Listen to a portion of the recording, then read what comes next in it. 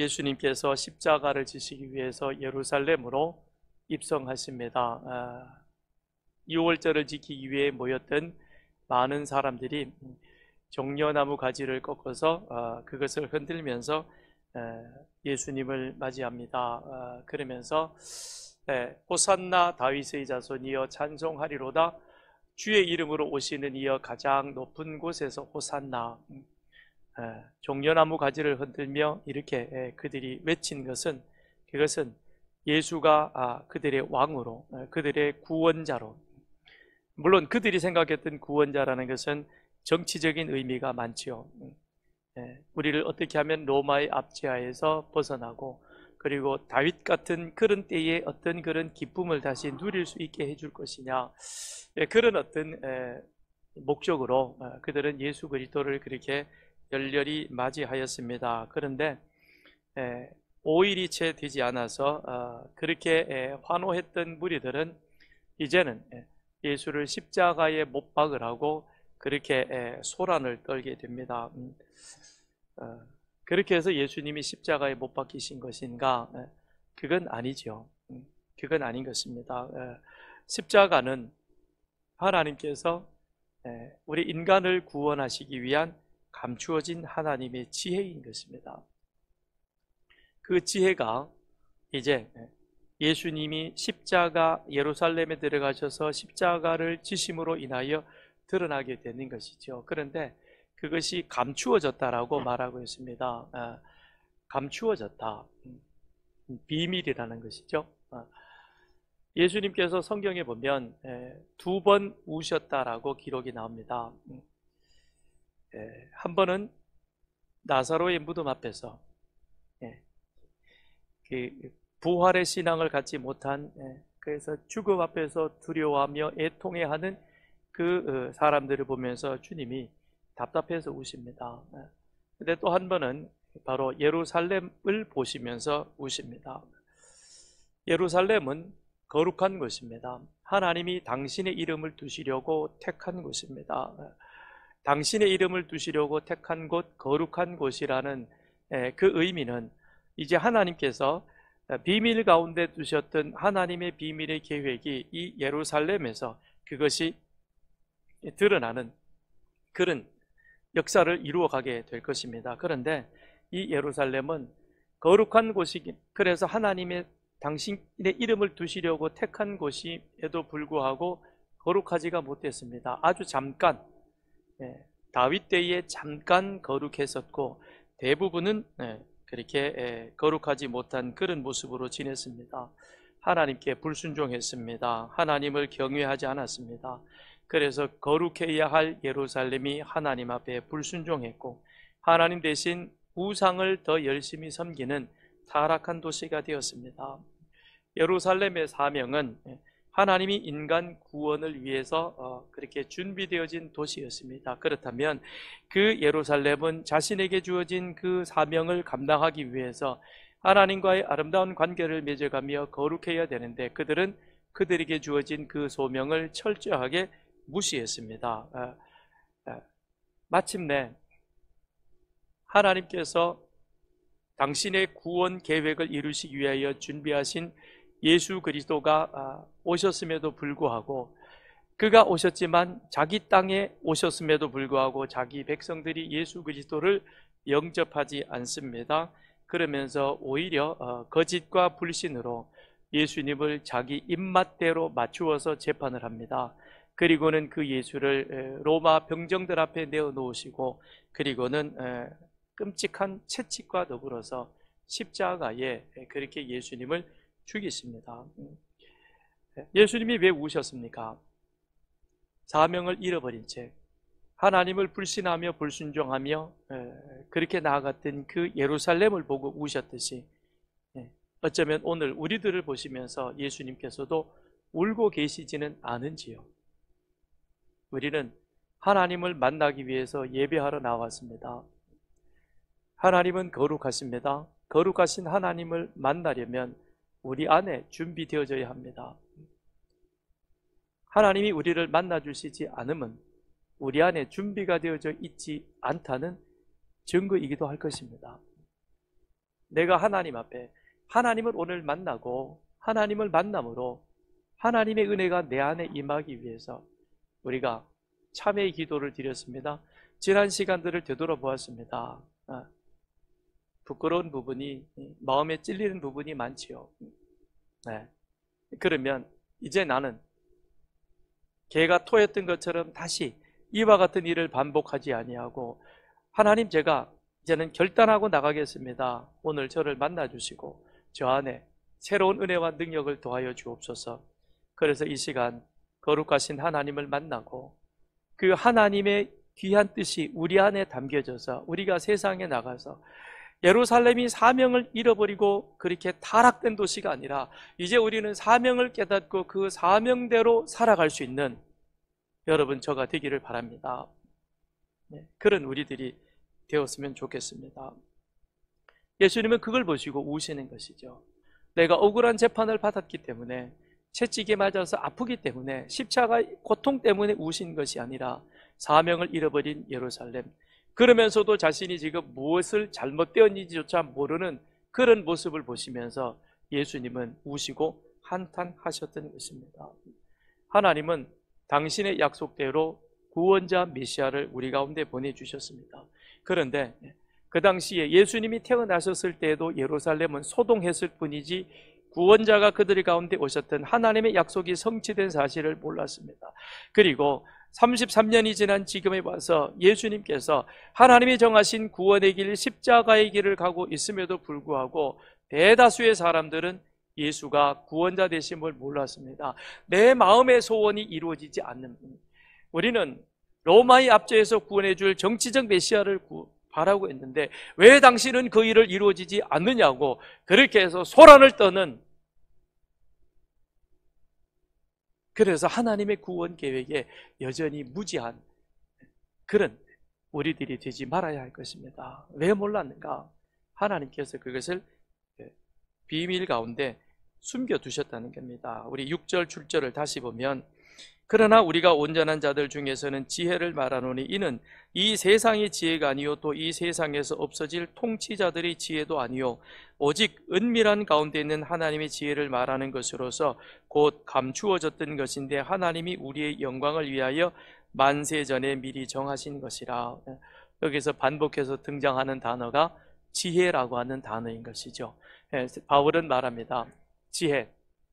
그런데 그 지혜는 세상의 지혜도 있습니다. 하나님의 지혜도 있습니다. 그런데 바울은 세상의 지혜를 말하려고 하는 것이 아니라 하나님의 지혜를 말하려고 하는 것입니다. 그런데 그 하나님의 지혜는 어떤 가운데 있냐? 은밀한 가운데 있는, 그래서 그것이 감추어져 있었다라고 말합니다. 그런데 그 감추어진 지혜는 무엇이냐? 다름이 아니라 하나님이 우리의 영광을 위하여 만세전에 이미 준비하신 것이다 라는 것입니다.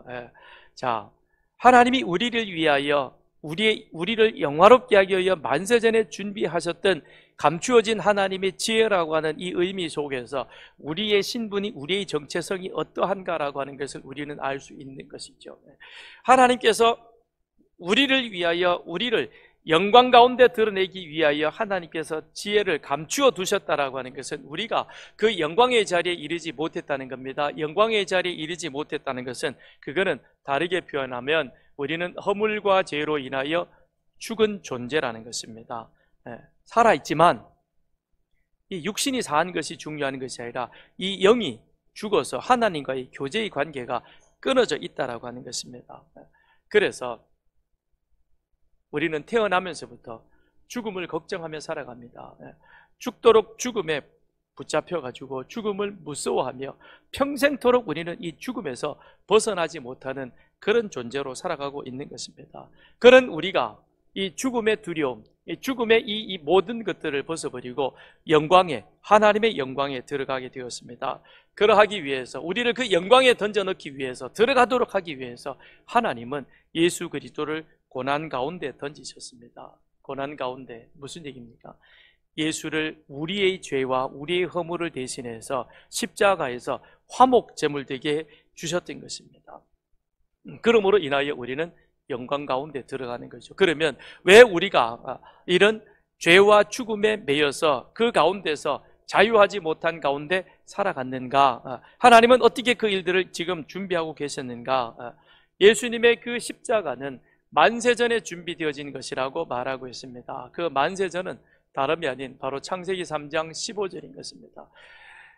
같이 읽겠습니다. 시작. 내가 너로 여자와 원수가 되게 하고 내 후손도 여자의 후손과 원수가 되게 하리니 여자의 후손은 내 머리를 상하게 할 것이요 너는 그의 발꿈치를 상하게 할 것이니라 하시고 그랬습니다. 예. 자, 하나님께서 세상을 창조하시고 에덴 동산을 만드시고 그곳에 아담과 하와를 두시면서 그러시면서 하나님이 주신 약속은 무엇이었습니까? 행복하게 잘 살아라. 이게 하나님이 우리에게 주신 약속이며 명령입니다. 행복하게 잘 살아라. 근데 행복하게 잘 살기 위해서는 내가 창조주라는 사실을 너희가 잊으면 안 된다. 그래서 창세기 3장 15절에 선악과를 3장 15절이 아닌 3장에 선악과를 따먹지 말라라고 하나님이 명령하셨습니다. 그런데 뱀의 유혹에 아담과 하와가 하나님의 명령을 어기고 선악과를 따먹었습니다. 하나님은 아담에게 하와에게 뭐라고 명령하셨냐면 행복하지만 그러나 내가 창조주라는 사실을 잊어버리고 선악과를 따먹으면 그러면 너희는 반드시 죽으리라는 이 죽음의 저주를 예고하셨습니다. 그런데 아담과 하와가 하나님의 명령을 거역하고 그리고 선악과를 따먹었지만 하나님께서는 당장 그 심판의 처분을 내리지 아니하시고 오히려 적극적으로 아담과 하와를 찾아오셨습니다. 그리고 그 심판을 최대한 미루어 가시는 사랑의 하나님이십니다. 세상이 이렇게 악해졌고 세상이 이렇게 타락되어졌고 우리는 소돔과 고모라를 말하고 있지만 사실 지금이 어찌 보면 소돔보다도 더합니다. 김진호 사장님하고 얘기하다가 제가 출산은 기쁨으로 이게 너무 좋은 슬로건이다. 근데 왜 정부에서는 이걸 적극적으로 사용하지 않느냐? 정부에서도 그걸 사용하려고 가져갔대요. 우리가 출산 장려를 위해서 이것을 그대로 좀 썼으면 좋겠다. 그랬는데 정부에서 시행을 못했대요. 제가 궁금해서 물었어요. 왜요? 그랬어요. 그랬더니 출산이 문제가 된대요. 왜 출산이 문제가 돼요? 출산 그러면 여성을 비하한대요.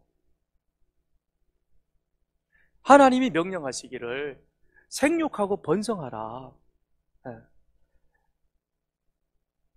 하나님이 우리 여성에게 여자라 그러면 안 된다 그래요. 요새는 참 어려워. 하와에게 여자에게 준 축복이 무엇이냐? 이 임신과 출산의 축복입니다. 하나님이 우리 인간을 그런 구조로 만들어 놓으셨습니다. 그래서 여인은 이 태에서 생명을 잉태하고 그 생명 잉태가 출산을 통해서 이 세상에 나오면서 여인에게 있던 모든 불순물도 함께 나와버리죠. 그래서 건강하게, 그래서 젖을 먹이고 아이를 키우면서 여인은 다시 건강을 회복하고, 그래서 레위기 12장에 보면 하나님이 무슨 법을 주셨습니까? 산후조리법을 주셨어요. 12장에, 레위기 12장에. 그만큼 하나님은 우리 몸에 대해서 잘 아시고 그렇게 주신 거예요. 그런데 출산 그러면 여성을 그저 아이 낳는 도구로 여성 비하가 되어져서 쓰질 못한대요. 그래서 인구가 이렇게 곤두박질 치고 있는데 그게 지금 그게 뭐가 중요합니까? 뭐가 중요한지를 알아야 되겠죠. 그죠? 여러분도 출산 그러면 여성 비하합니까? 그건 아니에요. 성경대로죠. 출생보다는 출산이죠. 아이가 낳는 것. 생이라는 것은 스스로 살아가는 겁니다. 또 얘기하다 그래 버렸네. 생육하고 번성하라. 그랬죠, 그죠? 그래서 하나님은 이런 사랑의 하나님 찾아오셔서 그 심판을 최대한 유보시켜 주십니다. 그래서 하나님이 찾아오셔서 당장 안 죽이시고 아담에게 물었죠. 그랬더니 참 아담과 하와는 끔찍이도 하나님 앞에 위선적으로 대합니다. 사실을 다 알고 하나님이 묻는데도 뭐라 그래요? 하나님이 나에게 주셔서 함께한 여자. 그 얘기는 무슨 얘기입니까? 하나님이 저 여자를 만들지 않았더라면 내가 오늘 이런 죄를 범하지 않았다는 거죠. 그렇죠? 이렇게 핑계합니다. 이 하와도 똑같아요. 뱀이 나에게 주어서 먹게 함으로 그렇게 내가 하나님의 명령을 어겼다라고 그렇게 자기 책임을 뱀에게 전가시켜 버립니다. 그래서 하나님께서 아담과 하와에게, 뱀에게 선고하시는 겁니다. 그 선고가 무엇이냐? 남자는 노동의 수고를 할 것이다. 그러나 땀 흘리며 수고하지만 거두어 들여서 함께 가족이 먹는 기쁨도 하나님은 또 함께 주셨습니다. 여자에게는 출산과 더불어 해산의 고통이 따르지만, 그러나 그 아이를 낳고 난 이후에 그 아이가 성장해가는 그 모습을 바라보면서 엄마는 환한 기쁨을 누리잖아. 그렇잖아요? 오늘 여기 보세요. 우리가 어느 때 이렇게 마음 놓고 웃겠습니까? 가식 없이. 예수님이가 자기는 이게 율동을 너무 잘하는 거예요. 그렇죠? 홍주가 또 그 따라하면서 이렇게 하는 걸 보면 용준이도 잘했어요. 잘했어요. 용준이도 잘하고. 그 모습을 보면서 우리는 시름을 덜어버리는 겁니다. 하나님이 그런 축복을 우리에게 주셨던 것입니다. 그런데 무엇보다도 중요한 것은 메시아를 약속하신 소망의 메시지다라는 것이죠. 뱀과 그 후손을 대적할, 사탄을 대적할 구원자 예수 그리스도를 우리에게 약속해 주셨습니다. 그래서 창세기 3장 15절을 원시복음, 원복음이라고 말씀합니다. 그런데 하나님께서 구원을 약속은 하셨지만 여자의 후손과 뱀의 후손이 뱀의 후손은 여자의 후손의 발꿈치를 상하게 할 것이고, 그러나 여자의 후손이 뱀의 머리를 상하게 할 것이다 라고 하는 이 구원자에 대한 약속은 주셨지만 어느 때 어떤 방법으로 라고 하는 것은 하나님께서 비밀에 감추어 놓으신 겁니다. 그러니 이 뱀이 금방 죽을 줄 알았는데 죽지 않았다. 그런데 하나님이 뭔가 귀한 약속을 해주셨는데 이 약속이 무엇일까? 누가 과연 와서 내 발꿈치를 상하게 할 것인가? 그거를 이 뱀은, 사탄은 알기 위해서 끊임없이 구약 성경을 보면 하나님을 대적하고 하나님을 거역하는 그와 같은 역사가 계속해서 일어나죠. 그러니 하나님께서 이스라엘을 선택해서 제사장 나라로 세워 가셨지만, 그러나 이 사탄은 끊임없이 이스라엘 백성들을 유혹하고 미혹하고 넘어지게 하고 우상 숭배하고, 그래서 심지어는 하나님을 예배해야 할 이 귀한 성전에 우상까지 갖다 놓고 우상 숭배하는 그와 같은 일들이 구약의 역사 가운데 계속해서 일어나게 만든 것입니다. 그러다가 마침내 하나님의 때가 되심에 하나님께서는 예수 그리스도를 여자의 몸에서 태어나게 하셨고 여자의 후손으로, 그리고 그가 이제는 예루살렘에 가셔서 하나님의 감추어진 이 비밀을 세상 가운데 드러내게 되는 겁니다. 그 결정적인 순간에 뱀은 누구를 또 미혹하는 겁니까? 예수님과 함께했던, 예수님을 따라다녔던 예수님의 제자 가룟 유다를 미혹하게 되는 것입니다. 그래서 13장에 유월절 전에 예수께서 자기가 세상을 떠나 아버지께로 돌아가실 때가 이른 줄 아시고 세상에 있는 자기 사람들을 사랑하시되 끝까지 사랑하시니라. 마귀가 벌써 시몬의 아들 가롯 유다의 마음에 예수를 팔려는 생각을 넣었더라. 마음에 무슨 생각? 예수를 팔려는 생각, 예수를 대적하려고 하는 그 생각을 놓았다는 것입니다. 예수님은 하나님의 인간 구원의 계획에 따라 십자가의 길을 걸어갔습니다. 예수님은 창세기 3장 15절 하나님께서 약속해 놓으신 그 귀한 하나님의 구원 비밀에 따라서 마침내 십자가의 길을, 그 길을 걸어가고 계시는 것입니다. 그래서 십자가에서 보혈의 피를 흘려주심으로 그 보혈의 피로 우리의 모든 죄를 덮으시는 겁니다. 그래서 하나님이 그 십자가를 보시고 우리의 죄를 용서해 주시는 겁니다. 그리고 다시금 3일 만에 살아 부활하심으로 말미암아 그 사실을 믿는 자들을 의롭다 그렇게 선언해 주셨던 것입니다. 그런데 사탄은 예수를 죽이면 하나님의 구원 비밀 계획이 무산되는 줄 알았던 것입니다. 그래서 예수를 죽이는 겁니다.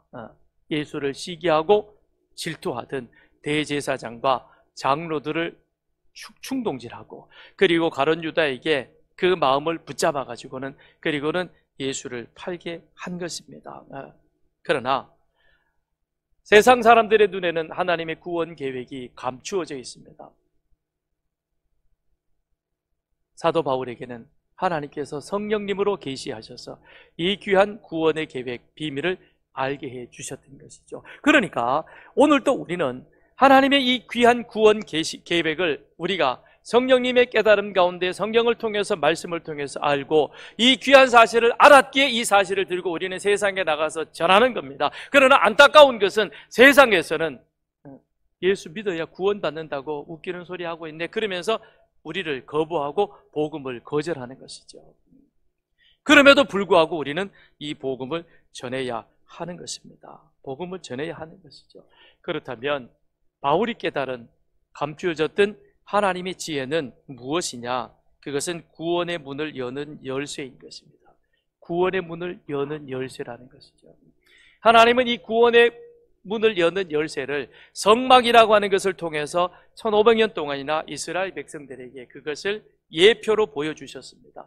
모세가 시내산에서 하나님 앞에 받은 것이 두 가지였습니다. 하나는 율법이었고 하나는 성막, 증거막이었습니다. 그런데 그 증거막에는 성소와 지성소로 나뉘어져 있었고, 성소에는 번제단이 있어서 그 번제단을 통해서 번제 드리는 이스라엘 사람들이 지성소 안에 있는 언약궤 속에 있는 하나님께로 나아가는 것입니다. 그러나 지성소에는 하나님의 언약, 율법의 말씀이 그 안에 있는 겁니다. 그래서 그 율법의 말씀을 통해서 하나님 앞에 나오는 자들을 하나님께서 나가서 만나는 겁니다. 그러니까 이 성막이라고, 증거막이라고 하는 것이 성소와 지성소로 나뉘어져 있고, 성소에는 번제단이 앞에 있고, 그 다음에 지성소에는 하나님의 언약궤가 있는 것입니다. 그건 결국 무엇을 말하냐면, 하나님을 만나기 위해서 이스라엘 백성들이 제물을 가지고 나옵니다. 그러나 그에게는 허물과 죄가 있기 때문에 그 피로 그들의 이 허물을 가려야만 하는 겁니다. 그랬을 때 하나님께서는 지성소 안에 언약궤 속에 계시는 하나님께서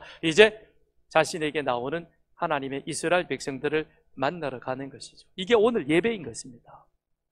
예배는 우리가 하나님을 만나러 오는 겁니다. 만나러 온다고 다 만나는 게 아니라는 거예요.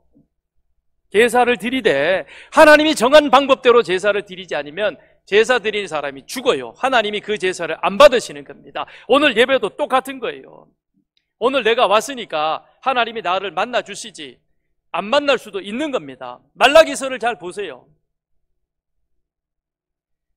헛된 재물을 가지고 가식되고 그리고 위선적인 모습으로 하나님 앞에 나오면 하나님께서 차라리 안 왔으면 좋겠다. 말라기 성경에 있는 얘기입니다. 목사님이 또 저러더라, 교회 나가라 그러더라. 그 얘기가 아니고 말씀을 잘 들어야 돼. 성전 마당만 밟고 가는구나. 차라리 성전 문을 닫을 자가 있었으면 좋겠다. 왜? 워낙에 엉터리 예배를 드리니까. 오늘 우리 예배가 누구에게 보여주기 위한 예배입니까? 누구를 만나기 위해서 왔습니까? 하나님을 만나야 됩니다. 하나님을 만나고 가시길 바랍니다. 하나님을 만나고 가시려면 내 안에 갈급함, 만나려고 하는 그와 같은 이 사모함이 이 속에 있어져야 합니다. 그리고 그리스도의 말씀대로 살려고 노력해야 되고, 살지 못했으면 우리가 참회의 기도를 통해서 주님, 내가 살지 못했지만 이번 주에는 열심히 그렇게 살겠습니다. 그러니 나를 도와주십시오. 그런 간절함을 가지고 이 자리에 예배를 드릴 때에 이 말씀이 여러분에게 은혜가 되는 것이고, 그 말씀을 들을 때에 내 마음속에 깨달음 속에서 하나님께서 우리를 찾아오시는 겁니다. 근데 예수님께서 이것이 1500년 동안이나 닫혀 있었습니다. 그랬던 것이 예수님이 십자가에 달려 돌아가실 때에, 그때에 성소와 지성소를 가렸던, 사람이 손으로 찢으려고 해도 찢어지지 않는, 일설에는 그런 얘기가 있습니다. 황소 양쪽으로 10마리가 그걸 잡아가지고 당겨도 겨우 찢어질까 말까 안 찢어진대요. 그런 이 두꺼운 커튼이 주님께서 십자가에 달려서 7마디 말씀을 하시면서 다 이루었다 말씀하시고 운명하십니다. 그때 성소 휘장이 위에서부터 아래로 찢어졌다라고 말씀하고 있는 것입니다. 1500년 동안은 그 성소에 지성소에 들어갈 수 있는 사람은 유일하게 대제사장이, 그것도 1년에 단 한 번 7째 달 10일에 들어갈 때에도 그냥 들어가는 것이 아니라 짐승을 잡아가지고 그 수송아지의 피를 자기에게 먼저 뿌리고 정결케 하고, 그 다음 그럼에도 불구하고 우리의 허물이 드러날까봐 향으로 우리 자신을 가리고는 들어가야, 그래야 지성소로 대제사장이 들어갈 수 있는 것입니다. 그런데 이 휘장이 찢어짐으로 말미암아 예수님이 십자가의 죽으심으로 인하여, 그래서 이제는 누구든지 예수가 그리스도이심을 믿음으로 고백하는 자는 지성소로 거룩하신 하나님 은혜의 보좌 앞으로 나아갈 수 있는 겁니다. 그 예수님이 십자가의 피로 우리의 모든 죄를 가려주셔서 우리가 진정 구원 얻는 그 자리로 들어가게 되는 것입니다. 또한 예수님 하나님의 감추어진 이 지혜는 죄와 사망에서부터 해방인 것이죠. 우리는 태어나면서부터 죽음을 걱정하며 살아가는 것입니다. 그런데 이 죽음은 죄와 무관하지 않는 것입니다. 죄는 하나님의 법을 어기는 것입니다. 결국 우리에게 죽음이 찾아온 것은 하나님과의 관계가 깨어짐으로 인하여 우리가 하나님 앞에서 죽을 수밖에 없는 그와 같은 존재가 된 것이죠. 그런데 우리 인간은 흙으로 빚어진 존재인 것입니다. 티끌 같은 것이죠. 그러니 죽어서 한 줌 재로 남는 것입니다. 그런 우리들이 하나님과 관계할 수 있었던 것은 하나님이 우리들 코에 생기를 불어넣어 주시고 생명이 되었다, 진정 살아있는 생명체가 되어졌다는 것입니다. 그런데 죄는 이와 같은 하나님과의 관계를 다 깨트리고 우리를 저 비참한 죄와 죽음 가운데 던져 놓아서 평생토록 사람이 그것 때문에 전전긍긍하고 살아갑니다. 그러니 인간 과학기술의 발전은 곧 무엇입니까? 죽음을 어떻게 하면 좀 더 연장시키고 죽음에서 좀 더 자유로울 수 있을까? 그건 의학이 아니라 예수 그리스도 십자가 안에 그 해답이 있는 것입니다. 로마서 8장에 같이 읽습니다. 시작. 그러므로 이제 그리스도 예수 안에 있는 자에게는 결코 정죄함이 없나니 이는 그리스도 예수 안에 있는 생명의 성령의 법이 죄와 사망의 법에서 너를 해방하였습니다. 죄와 사망의 법에서 나를 해방하였다는 것입니다. 그거는 예수님의 십자가 보혈이, 그걸 믿는 자는 하나님께서 그걸 덮으시고 더 이상 이제 우리에게 죄에 대해서 묻지 않는다는 것입니다. 그러므로 인하여 우리는 죽음에서부터 자유하는 자가 되었던 것입니다. 그리고 또한 감추어졌던 하나님의 지혜는 부활인 것입니다. 만일 예수님이 십자가에 죽으셔서 그리하여 돌문에 갇혀서 무덤 안에 계신다면, 그래요, 우리의 죄는 어떻게 허물은 없어졌다고 그러지만 그러나 그것은 의미가 없는 것입니다. 정말 의미가 있는 것은 예수님께서 다시금 그 돌문을 여시고 나오셔서 부활하셨던 것입니다. 3일 만에 다시 살아 부활하심으로 말미암아 모든 믿는 자들의 첫 열매가 되어 주셨던 것입니다. 그러므로 인하여 이제 우리가 나의 죄로 인하여 십자가에 죽으신 예수 그리스도, 그 예수를 믿는 자는 예수님이 3일 만에 다시 살아 부활하신 것처럼 우리 또한 그 안에 있는 존재이기에, 그러기에 예수 부활과 함께 새로운 생명체로 거듭나게 되는 것이고, 그래서 우리에게는 하나님의 영원한 생명과 더불어서 하나님이 우리를 의롭다라고 그렇게 선언해 주셨습니다. 그래서 이제 우리는 천국에서 하나님 보좌 앞에서 큰 소리로 외쳐 이르되 구원하심이 보좌에 앉으신 우리 하나님과 어린 양에게 있도다라고 그렇게 힘있게 외치며 찬양할 수 있는 우리들이 되는 것입니다. 감추어졌던 하나님의 지혜, 이 십자가의 귀한 비밀을 깨달은 사도 바울은 더 이상 이제 자신이 복음 전도자를, 복음을 부끄러워하지 않는 자가 되었습니다. 그 이전까지 사도 바울도 자신의 가문, 자신의 혈통, 자신이 배웠던 그런 세상의 학문, 더군다나 세상의 지위, 이런 것들에 대해서 대단한 자부심을 가지고 있던 자였습니다. 그랬는데 하나님의 지혜인 이 귀한 십자가의 비밀, 예수 죽음의 의미와 부활을 깨닫고 난 이후 사도 바울은 더 이상 이제 그것이 나에게 자랑거리가 아니다. 당시의 모든 세상 사람들이 예수 십자가가 부끄러운 것이요, 그것이 과연 무슨 능력이 있느냐고 말했지만, 그러나 사도 바울은 바로 그런 자들에게 복음이 능력이다라고 그렇게 당당하게 증거하였던 것입니다. 오늘 우리도 그와 같은 삶을 살아가기를 주님의 이름으로 축원드립니다. 십자가 보혈로 말미암아 우리는 죄와 죽음의 권세에서 해방되어졌고 이제는 예수 안에서 참된 부활의 생명을 가진 자들입니다. 누리는 자들인 것입니다. 그러므로 이제 우리는 이제 무엇을 위해 살아야 할지가 분명해진 자들인 것입니다. 예수 십자가와 부활을 믿는다는 것은 내가 이제 이 세상에서 어떤 삶을 살아야 하는가라는 사실을 아는 것이죠. 오늘 이 시간 우리가 다시 한번 예수님의 성찬에 참여하심으로 말미암아 나를 위해서 십자가에서 우리 주님께서 흘리신 보혈, 그리고 나 때문에 당하셨던 조롱과 채찍 맞아서 찢겨졌던 그 상한 살을 우리가 생각하면서 우리가 떡을 받습니다. 포도즙을 마실 것입니다. 그것이 우리 안에 새로운 생명체로 거듭나서 그리하여 이제는 복음을 부끄러워하는 자가 아니라 복음을 당당하게 증거하는 자로 새로운 생명체로 거듭나는 그와 같은 삶을 살아가는 우리들이 되기를 바랍니다.